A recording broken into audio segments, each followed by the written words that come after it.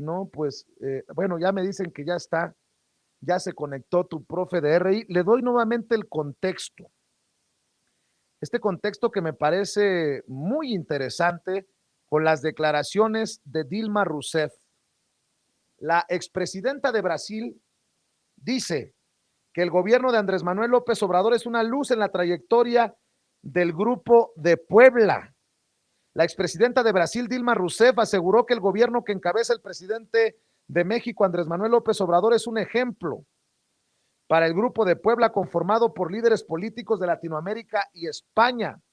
Entre los puntos que destacó Dilma Rousseff en su discurso fue las intenciones de integración regional que busca realizar el gobierno de López Obrador, y cito: yo saludo la cuarta transformación que está en proceso acá en México, porque es una luz en esta trayectoria del Grupo de Puebla y de nuestra conciencia de integración. ¿Qué piensa tu profe de RI, el doctor Jesús López Almejo? Profe, te saludo con mucho gusto. Gracias por ahora sí que hacer circo, maroma y teatro para lograr la conexión, profe. Muchas gracias. ¿Qué piensas de estas declaraciones de Dilma Rousseff y de estos líderes que en el extranjero sí reconocen al presidente y con mucho ardor para esta oposición nacional que nada ve bueno a 3 años de gobierno del presidente Andrés Manuel López Obrador? Mi querido Vicente, antes que nada, muchísimas gracias por abrirnos el foro a los temas internacionales, que como bien lo dices, pues hoy es una gota de agua de manantial o pues ahora sí que un respirar de aire fresco muy interesante y muy importante, porque eso te habla también de los tentáculos y de las ligas en donde se está moviendo el presidente López Obrador. ¿En qué sentido, Vicente? En el sentido de que para la oposición todo va mal porque López Obrador ha salido más inteligente de lo que ellos mismos esperaban, los ha sorprendido con todo tipo de jugadas y los ha derrotado en su propia elite. Y por supuesto que no ven ningún beneficio, por supuesto que ven cero promesas cumplidas, pues porque ni todos juntos, los partiditos en la oposición, han logrado prosperar políticamente, han quedado exhibidos como lo que son, como unos verdaderos rateros, vendepatrias, gente que nada más ve por sus propios intereses y que no sabían vivir de otra manera que no fuera del presupuesto, ya fuera asignándose sueldos impresionantes o ya sea torciendo la ley. Vicente, pero esto que comentas de la presidenta Dilma Rousseff, esto que sucedió hoy con el Grupo de Puebla, primero decirle a la gente qué es el Grupo de Puebla. El Grupo de Puebla es el conjunto de políticos del más alto nivel que tuvieron cargos del más alto nivel en los diferentes países de América Latina, que se respaldan de académicos también muy importantes que han marcado la pauta en la generación de teoría, filosofía y metodología de un pensamiento propio, un pensamiento latinoamericano. Normalmente en las ciencias sociales, querido amigo, la farsa de la academia proviene de la imperiosa necesidad de los, en este caso sí, tejedores de propaganda desde la academia, de tratar de importar teorías creadas en Estados Unidos, creadas en Inglaterra o creadas en Francia, y sin adaptarlas a nuestras realidades, pretenden imponerlas a rajatablas, de tal suerte que buena parte de lo que nuestros estudiantes aprenden en las universidades, pues prácticamente no corresponde a nuestra realidad contemporánea, aparte de que estamos estudiando cosas de hace 8, 9 o 10 años, no están, digamos, nuestros estudios no están a la vanguardia de atender lo que sucede en nuestros días, pues prácticamente hay un atraso generacional en las universidades por esta imperiosa necesidad, decíamos, que se tienen desde los regímenes neoliberales de enseñarnos a pensar hacia el norte y con teorías del norte, muchas de las cuales no aplican en el sur. El Grupo de Puebla entonces se forma el 12 de julio del año 2019 en la ciudad de Puebla, en donde se juntan personajes como Rafael Correa, expresidente de Ecuador, Lugo, expresidente de Paraguay, Dilma Rousseff, expresidenta de Brasil, el expresidente también del gobierno español, José Luis Rodríguez Zapatero. Participan aquí Lucho Arce, participan Alberto Fernández. Obviamente la representación mexicana en este caso fue encabezada por Marcelo Ebrard Casaubon. Por ahí también pudimos observar a Mario Delgado. Entonces, desde el año 2019 se han estado reuniendo cada 6 meses, es decir, 2 veces al año, en diferentes lugares de América Latina, y hoy, 30 de noviembre del año 2021, tuvo lugar en México nuevamente el 7º encuentro de, pues, este grupo que se ha venido consolidando. Y hoy lo decía José Luis Rodríguez Zapatero con mucho orgullo. Decía, es el proyecto político después de la presidencia del gobierno español en donde más libre me he sentido, es el proyecto político más importante con el que me he comprometido, sobre todo porque se respira libertad y se respiran ideas frescas a partir de nuestras experiencias para poder combatir y para poder presentar una visión de gobierno alternativa al neoliberalismo. En ese mismo sentido se pronuncia Dilma Rousseff, y lo que más me gustó, además de que dijo que López Obrador representaba un rayo de esperanza en la región, es el punto de, dice, hay que cuidar la soberanía energética al costo que sea. Hay que cuidar la soberanía energética al costo que sea. Hay que cuidar los procesos educativos de nuestros países, porque sin educación no hay transformación. Y hay que proteger la democracia. La democracia es el sistema que dice que el gobierno que vamos a tener es el que el pueblo elija. Y lo que nosotros vemos con las derechas retrógradas es que no saben reconocer los procesos democráticos y no saben respetar los deseos de las mayorías. Advierte Dilma Rousseff, como también lo advirtió Correa, del problema y del riesgo del lawfare o de la judicialización de los procesos políticos para evitar que personajes de la talla de todos los que participaron hoy en el 7º encuentro del Grupo de Puebla sigan capitalizando políticamente. Entonces intentan deslegitimarlos y dicen hay que advertir el gran problema que se nos viene si no defendemos la democracia. Entonces, defensa de la soberanía energética al precio que sea, cuidar los procesos educativos, porque sin educación no hay transformación. Y 3, dice Dilma Rousseff, hay que cuidar la democracia. Nosotros que venimos de regímenes autoritarios militaristas que llegaron al poder por golpes de Estado, recordemos que Brasil vivió una dictadura por más de 20 años y prácticamente su democracia es relativamente joven. Y mira, pues cuando se creía que venía una ola progresista, a Dilma Rousseff misma le dieron un golpe de Estado institucional y la derrocaron con cualquier argumento y pretexto jurídico, solo porque la derecha tenía mayorías en el Congreso. Entonces, ¿qué es lo que me pareció fascinante rescatar, además de lo que ya dije del Zapatero, de lo que ya dije de Dilma Rousseff? Luis Ignacio Lula da Silva, Vicente, me impactó y me dio tanto gusto y tanta emoción verlo tan lúcido, tan fuerte, tan motivado, tan lleno de energía y poniendo los puntos sobre las íes. Dice, si queremos repartir prosperidad, esa solo la vamos a lograr fiscalizando más.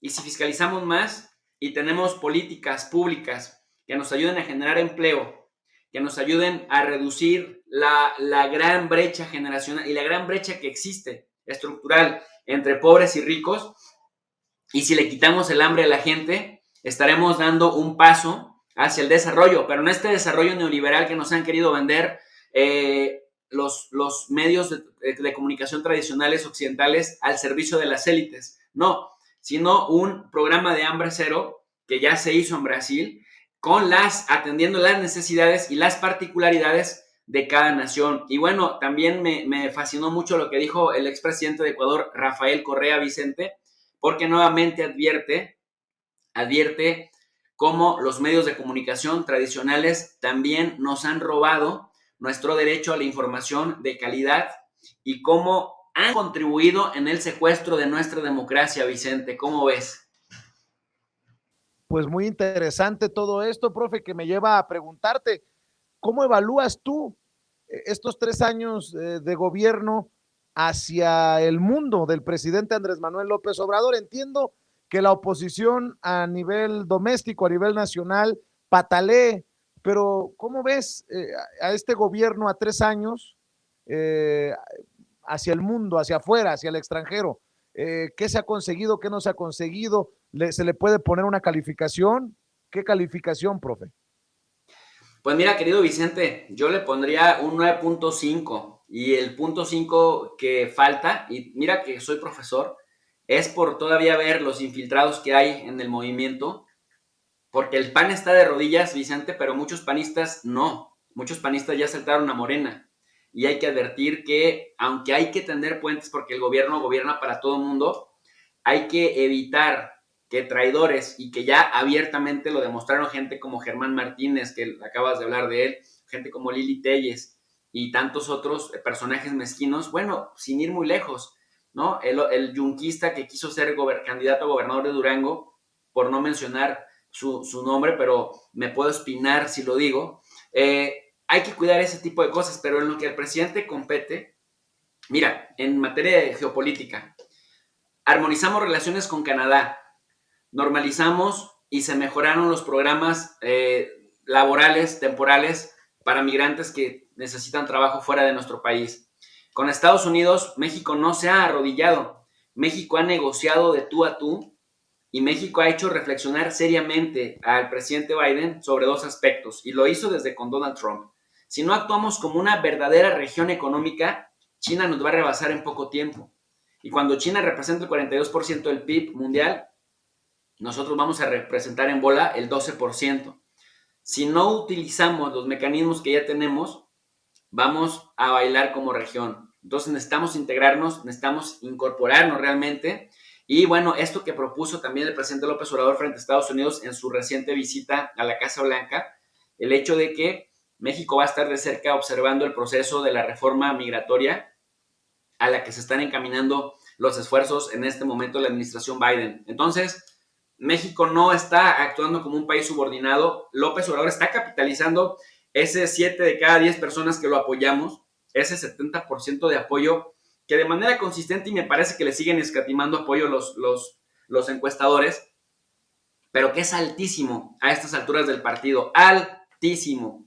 Y hacia América Latina, México se ha convertido en todo un referente, y hoy lo dijeron los expresidentes de Ecuador, de Brasil, pues en este caso de España, de Paraguay, y también lo dijeron los presidentes de Argentina, de Bolivia y la vicepresidenta de Perú. México está convertido en un verdadero referente, y me maravilla mucho este encuentro, para responder a tu pregunta, Vicente, porque me preguntas que cómo veo.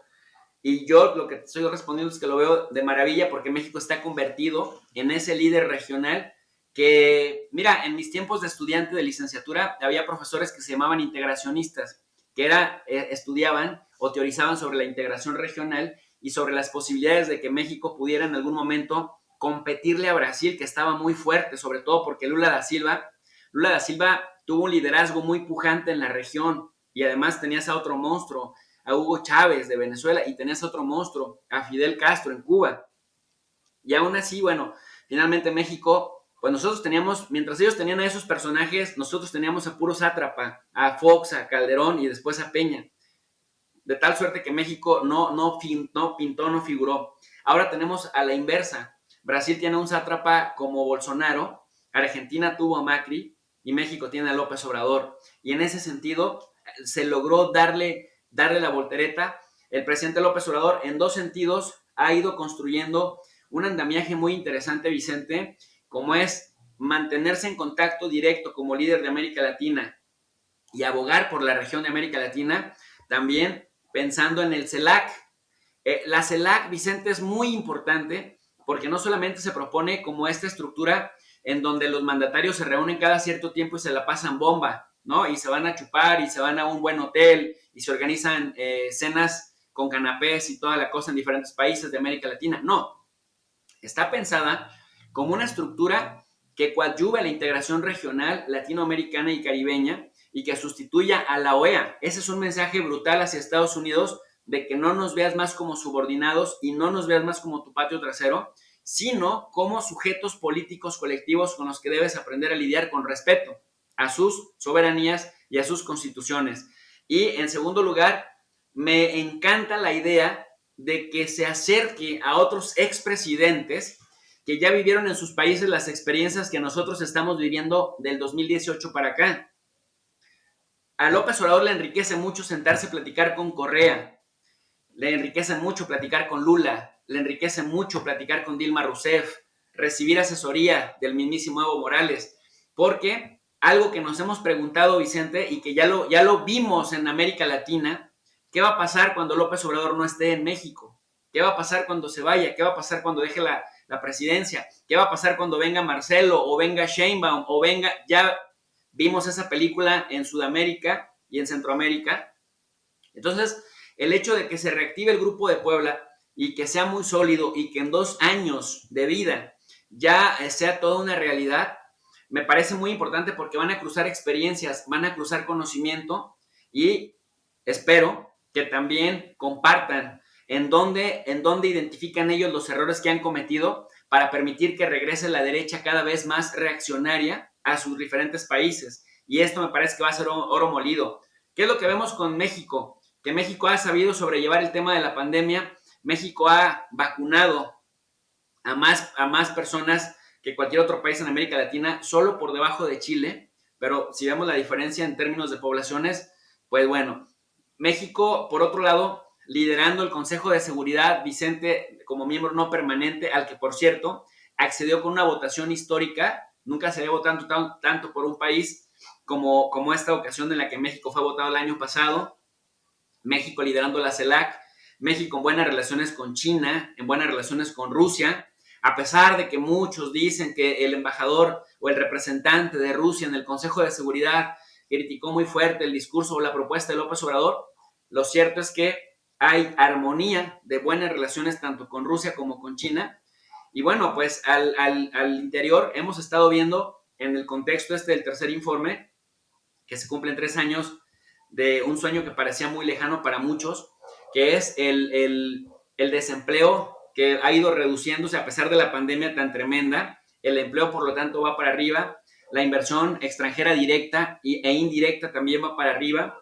Vemos que, aunque sigue siendo su coco la seguridad, porque nos dejaron un país dinamizado, un país atomizado, con carteles de la droga, con corrupción estructural, incluso desde las mismas arterias del gobierno, mal que bien, ya se logró detener, digamos, este aumento progresivo de la violencia y eso me parece que va a llevar un tiempo, o sea, se necesitan más que solo 3 años, pero al estarse atendiendo simultáneamente las causas estructurales de la pobreza, el salario mínimo, digamos, en la cima, nunca se había tenido un salario mínimo tan alto como este, el ingreso real también incrementó, y a pesar de que la inflación en países como Venezuela, Argentina, Brasil y en el mismo Estados Unidos, principalmente en Argentina y en Venezuela, está por los cielos, bueno, el hecho de que nosotros estemos un peldaño abajito de la inflación que tiene Estados Unidos, nos habla de que aunque ha sido duro y nos ha simbrado duro en términos económicos y financieros la pandemia, pues también México ha sorteado con mucha responsabilidad ese rubro, querido Vicente. Así que en cuanto uno empieza a evaluar y ver los equilibrios de lo que se ha hecho en política internacional y en política interna, pues nos damos cuenta que ha habido un muy buen trabajo. Es decir, pian pianito, pero la cosa va cambiando y va cambiando estructuralmente, que son los cambios que más tardan en materializarse.